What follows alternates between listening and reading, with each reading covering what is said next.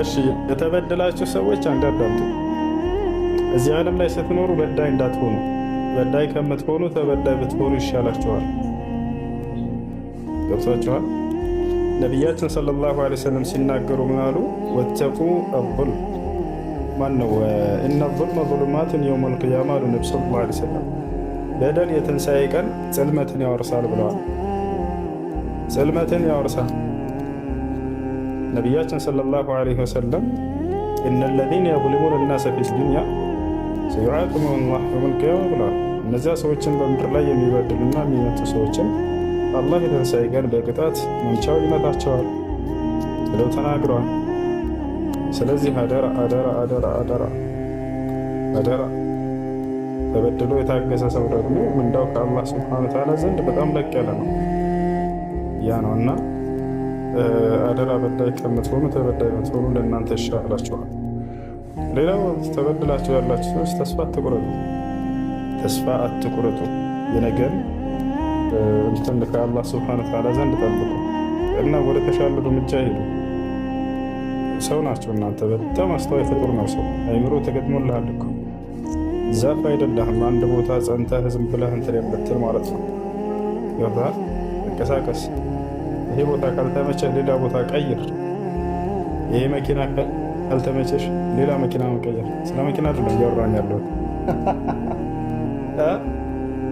እና ስለዚህ እንትን በል አንድ የመጀመሪያ የራሳቸውን ደህንነት ጠብቁ። የራሳቸውን ደህንነት ለሌላ ሰው ሀሳብና ጭንቀት እንትና እስረኛ አትሆኑ። ላለፈ ታሪካቸው እስረኛ አትሆኑ። ገባችኋል? እዚህ ዓለም ላይ ጠንካራ ሰው ብሎ ማለት ያለፈውን እየሰበረህ እንደሰበረህ እያወቅህ ለዚያ ምርኮኛ ዓለም ነው። ታሳሪ አትሆኑ። አሸናፊ ሰው ማለት ያለፈ ስብራቱን አሸንፎ ዛሬ እንዳደስ የተነሳ ሰው ነው እንጂ ሌሎችን ደብድቦ የጣለ ሰው አይደለም። አሜን ነው። ጠንካራ ነው።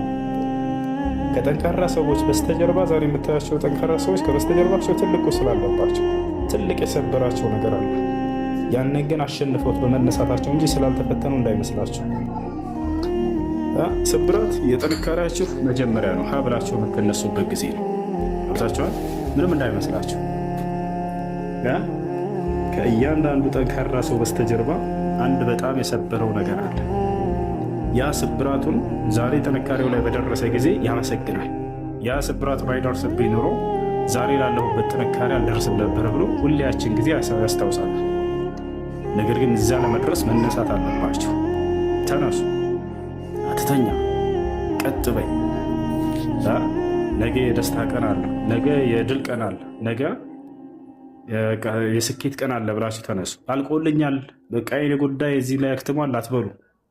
ነቢያቶች የመጀመሪያ አስተምህሮታቸው ላይ በጣም ይደበደባሉ፣ ይቆሰላሉ፣ ተስፋ የሚያስቆርጥ ነገር ይደርስባቸዋል። ግን ታጋሾች በመሆናቸው ውጤታማ ሆነዋል። ለምን ብቻቸውን አይሄዱ? ለምን አንድ ተከታይ ብቻ አፍርተው አይሄዱ? ስኬታሞች ናቸው። በቃ ገብታቸዋል። እንደ ነቢ ሰለላሁ ዐለይሂ ወሰለም የተፈተነ የለም። ቆስለዋል፣ ተደብድበዋል። ለዚያውም በቅርብ ሰው አጎታቸው አቡ ለሃብ እኮ ነው ከጀርባቸው እየተከተለ ገና አስተምሮ እንደጀመሩ አትስሙት፣ ይሄ ውሸት አብለው ቀጣፊ ነው እያለ ሲያስተባብላቸው የነበረ። እርሳቸው ግን ዞሮ አልገጠሙትም። ገብቷቸዋል። አስተምሮታቸውን ቀጠሉ በትዕግስት። ሲሰግዱ ጊዜ እየመጡ የግመል እንግዲህ ልጅ ጥሉባቸዋል። ተስፋ ቆርጦ እዚህ እንዳይመጣ እንዳይሰግድ እያሉ፣ እርሳቸው ግን በጽናት ቀጠሉ ስግደታቸውን፣ አላቋረጡትም። በቃ ይሄ ሁሉ ደረሰብኝና ለምን ከዚህ ሁሉ ሰላም ለማግኘት እነሱን ተመሳሳይ አልኖርም፣ ለምን ሶላቱን አልተወውም፣ ለምን አስተምሮቱን አልተወውም አላሉም። በዚያው ላይ ጸኑ ነቢያቶች። ነገር ግን ፍሬውን መጨረሻ ላይ ያሳያቸው። እናንተም እንደነሱ እዚህ ዓለም ላይ ማንም እንዳይሰብራቸው፣ ለማንም ሰው እንትን ለበኒ አደም አንዲት ማይክሮ ሰከንድ እንዳትጨነቁ። ገብታችኋል? ራሳችሁን በጣም ውደዱ፣ ራሳችሁን አክብሩ፣ ራሳችሁን ውደዱ። አሜን ነው። ከዚያ በኋላ ለሌሎች ትደርሳላችሁ። አብሽሩ። ይሄ ነው የራሳችሁ ደህንነት ከሁሉ በፊት ይቀደማል። እሺ፣ ለማንኛውም ቀጥሉ።